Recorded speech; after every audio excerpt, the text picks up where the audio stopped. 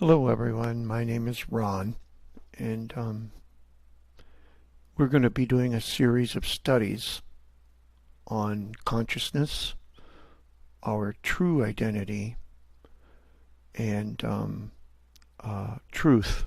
So it should be pretty interesting. But I have my script up here so that you guys can kind of follow along with what I'm going to talk about. And later, this is going to be made available to you online so you can look it over again. But let me clarify something before we start this series of studies. Um, I don't consider myself a teacher, okay? Um, because we are all brothers and sisters, and we have but one teacher in the universe, okay? A universal teacher. Um, so I myself am not a teacher. I may be a shower, um, a giver of ideas, secrets, a guide perhaps, but I'm just a fellow student, um, just like anyone else. Um, a student in the school of divine identity and consciousness. In my writings, I use the word you a lot when I talk. Um, you, uh, to me, just means me. So remember, when I use the word you, I mean me as well, because we're all one. I'm just as uh, I'm the same as you. Okay, I'm no different than anyone else. We're all equal. We're all brothers and sisters of light. So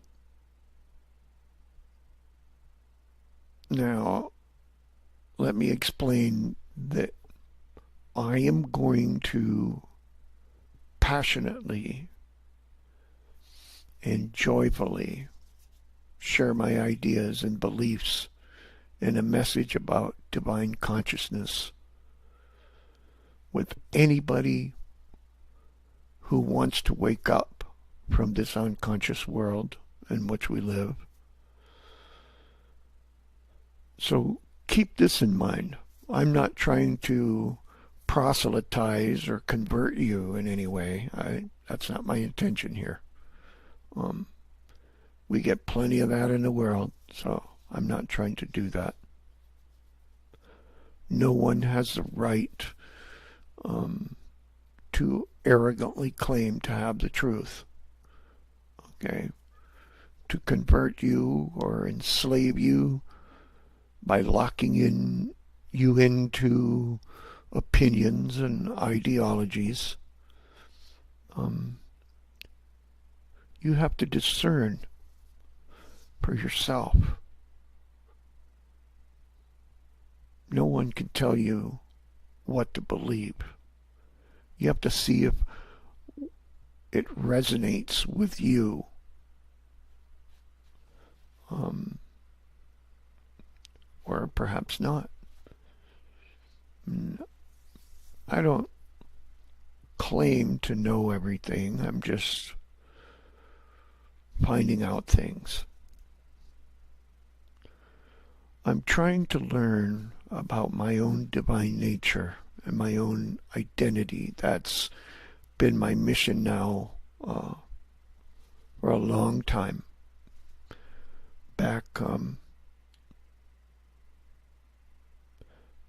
Back in 2000 to 2003 or so, I had stage 4 lymphoma cancer, and I was very stressed at that point in my life. Um, it was terminal and near death. But It took me a while to get through that. But I learned something from that. I learned that we must let go of a lot of things that cause us stress in our life. We must not take on the identity of a sickness, take on an identity of the situation in life, or think that we're a loser, or think that we're not good enough, we're not adequate enough. Because we really are. We're all God's children. We're all divine. And we just have to become conscious of this. So we're going to learn a lot about this.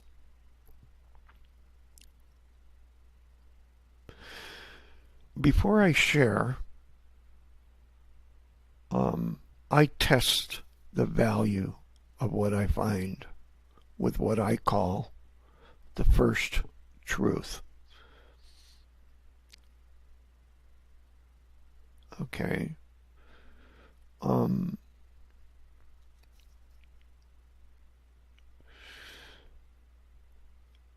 Because we're all growing. Me personally, I search, I find, I gather pieces here and there, and then I share my findings with other students. So we're going to be talking a lot about the first truth in this series. And this is a truth that we must know before we can discern the truth about anything else. The only truth that will set us free from the lies, the fear, and the strife that has enslaved us in this unconscious world. And it is written, you shall know the truth, and the truth shall set you free.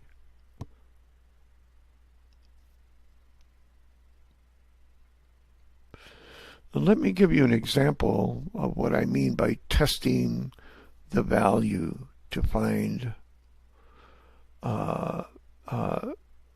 or test the value in what I find, or perhaps what you find. How do we test it with the first truth method? Well, one of the attributes of the first truth is love. So when I take a look at a sample of something in the unconscious world, I analyze it to see the quality of divine love in it, along with other attributes of the first truth, like good, light, life, consciousness. And this word light right here, see where I'm pointing to? That word light. It should be capitalized. And you're going to notice in my writings, I capitalize everything that comes from the divine. Perfect comes from divine. Love comes from divine. And I capitalize them. Okay? So you're going to notice that a lot in my writing. So this has to be changed, which I'll do later on. Okay, so what I do is I test things by using the first truth. The first truth has love, good, light, life, and consciousness. For it is written, perfect love casts out fear, right? So if what I find out there emanates fear, okay, if it emanates fear, I can tell how pure the love is depending on the amount of fear. It's kind of like a geologist hunting for rocks that contain a certain element. And they do tests on the rock to analyze the content of the mineral they're looking for. If they see that that it contains an adequate amount of mineral, they gather up the rocks and extract what they need out of them. So when I find something that passes the first test of uh, resonating harmony with the first truth, which we will be discussing resonance in this series a lot, okay, I do another kind of test. I try it out in my own life to observe the results. For example, it is written, there is more happiness in giving than there is in receiving. And that's something Jesus said. But it doesn't matter who said it, okay, whether it was Jesus or whoever. I will still go out and test to see if it works for me personally, okay, how it affects me. I start giving randomly, just giving to other people, okay, and then I see what that feels like. Does my giving make me happier? If so, why? If not, why? Does it have to do with my level of consciousness? How conscious I am? Maybe I'm not conscious of my happiness from giving. So these are all things that we need to test out to see. We must take time to test all this stuff out to see if it works for us personally, okay? This is a self-test. Okay, so there's the test for the first truth, and then there's the self-test, okay? And then if it works, then we apply it in our life and we practice it in our daily lives and make it part of our life. But we can't just go out and believe whatever we hear and then just start doing that. We have to do these tests because if we don't do that, it's going to cause a lot of distractions in our life. We're going to get sidetracked and we're not going to become conscious. Okay. In this unconscious world, especially today, in this fragmented system of opinions, deception, information overload, we have to test by using the first truth method to begin with. It is written, do not be deceived, in Matthew, the 24th chapter, 4 and 5. And yes, we will be quoting from the Bible.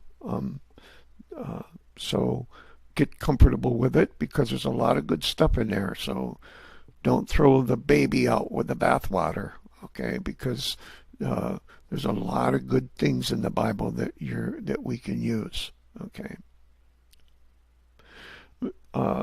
Jesus said, watch out that no one deceives you, for many will come in my name claiming I am the Messiah and will deceive many. So we have to check and make sure. And we're going to read later about Thomas, doubting Thomas.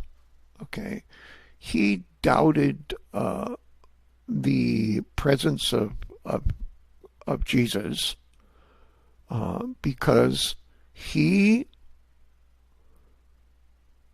believed what Jesus said about watch that no one deceives you. So he heard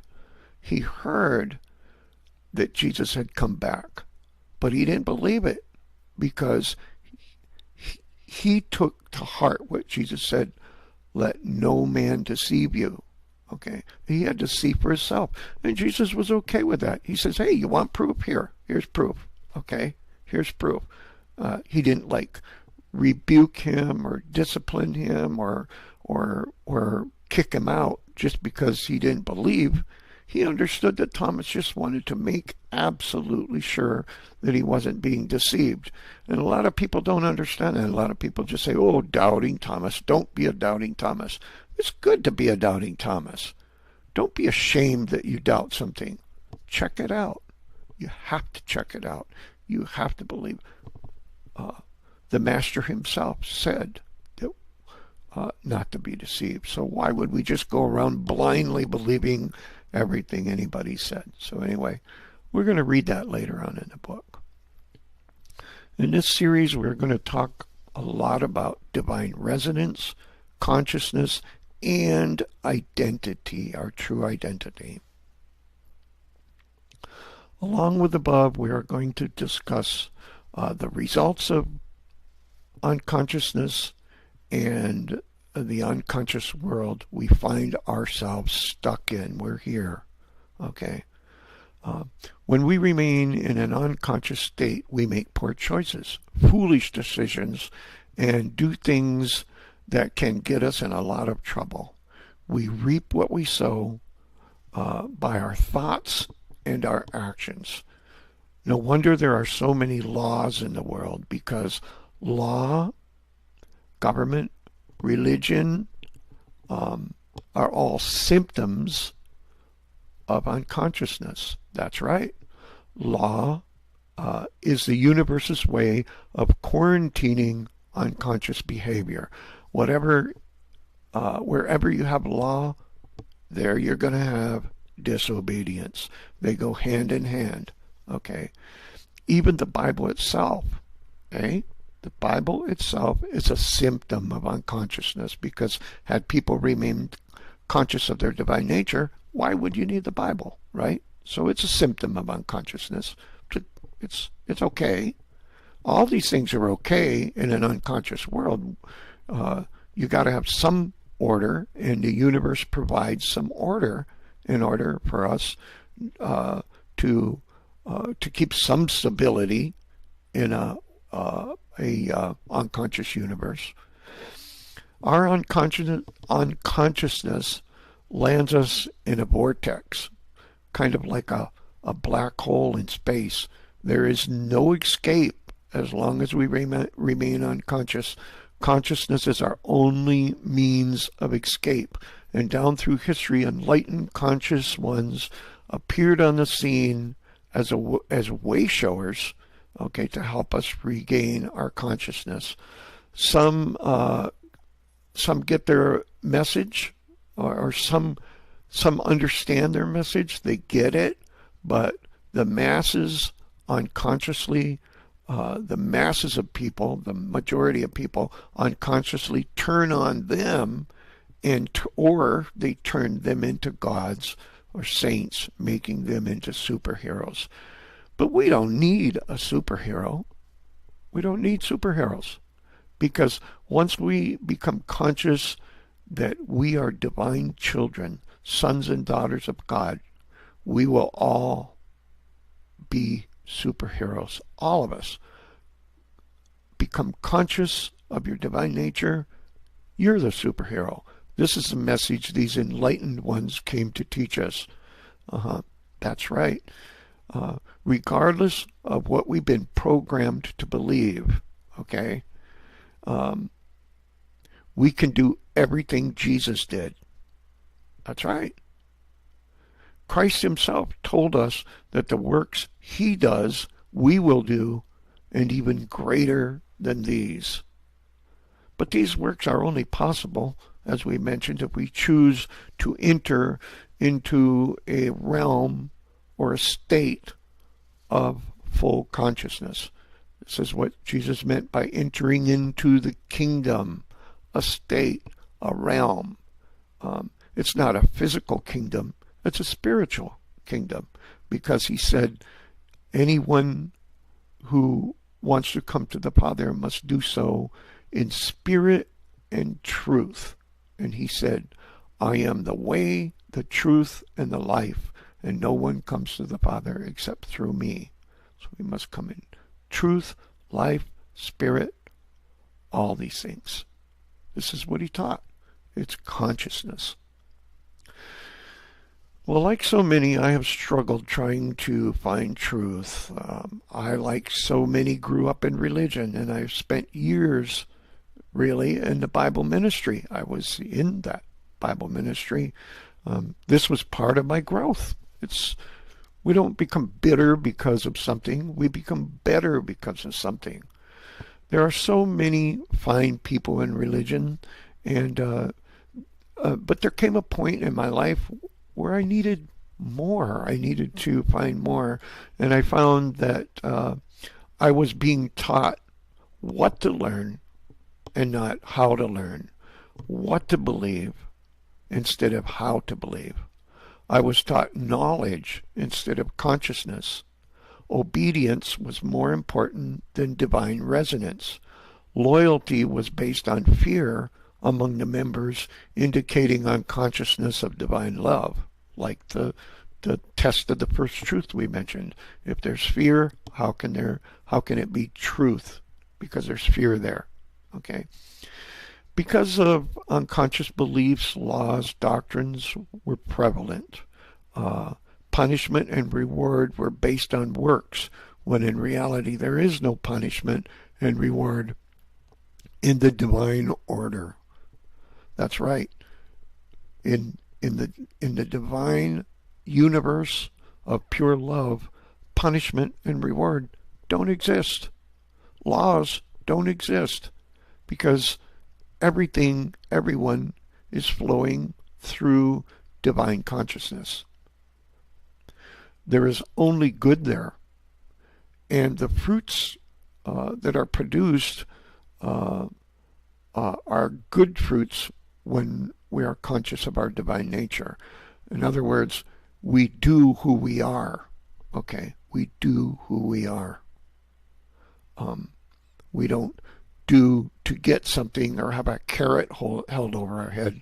We do because of our true divine identity, and therefore we just do divine. That's who we are. So I long to find my true identity. And so, therefore, I grew out of religion. And to illustrate this, example of divine identity, I have here somewhere a picture. And I'm going to put that picture up here. Okay. And I'm going to explain this picture. Here we have a little sprout. And this little sprout pushes up out of the soil. But the little sprout is not the soil, but he's using the soil, taking from the soil what he needs to push up out of the soil. And the plant grows up toward the light. Okay? So now let's discuss this a little bit. I'm going to put this stuff down here. Okay? This plant, is it the soil? No, it's not. That's why we call it a plant. We don't call it the soil. It's a plant. The plant only takes what it needs from the soil. It uses the decay, the manure, and utilizes only what it needs to grow. But it's not the decay. It's not the manure. It's you can't identify it with that. It grows up away and out of the soil towards the light. Just like the plant, we take what we need from the unconscious world, no matter what it is. It could be a religion. There's good stuff in there. There's good stuff in there. We take that. We go to the Bible. There's good stuff in there. We can pull that out and extract it and take what we need and apply it to our life, just like the plant. We take what we need from the unconscious world, but we don't take on the identity of something in the material world. So we are living because we are divine beings. We long to move towards light. That's a longing we have. Okay, we come from light and we long for light. That is a longing you feel within you your whole life. You feel that your whole life. You just need to become conscious of the true meaning of this longing, what it really means, where it comes from. Just as the little sprout pushes up and breaks through the soil, we must push and break through into the divine light. And that's where we come from. So in that way we can feel it radiating and flowing within us. Just like um, just like this little kitty. There's a text that says, "Be still and know God." It feels like this. Learn from the best. See how this little kitty basks in the sun so blissfully and still in the stillness. So too must you be still and bask in the flow of God's divine frequency. We're going to be talking a lot about frequency of love, light, truth, and life. It bombards us every nanosecond. So take time to clear away the distractions and clutter to feel it in you. It's called meditation, folks. Let God work within you. And that's meditation. That's your secret place that Jesus talked about. What is your secret place? Where you go in your room and you close the door in your secret place where you meditate and you know God. We're going to talk more about this. Well, this is all for today. This is my first one. I'm not perfect at it right now, but I'm learning, and I hopefully you enjoyed this today. And until next time, till the next series, I'll see you later. And I've got some really interesting stuff I'm learning, and I want to share it with you. Okay, because I think you really find it kind of cool. I do anyway, and I hope you do too. Okay. God bless you always, and you have a wonderful day.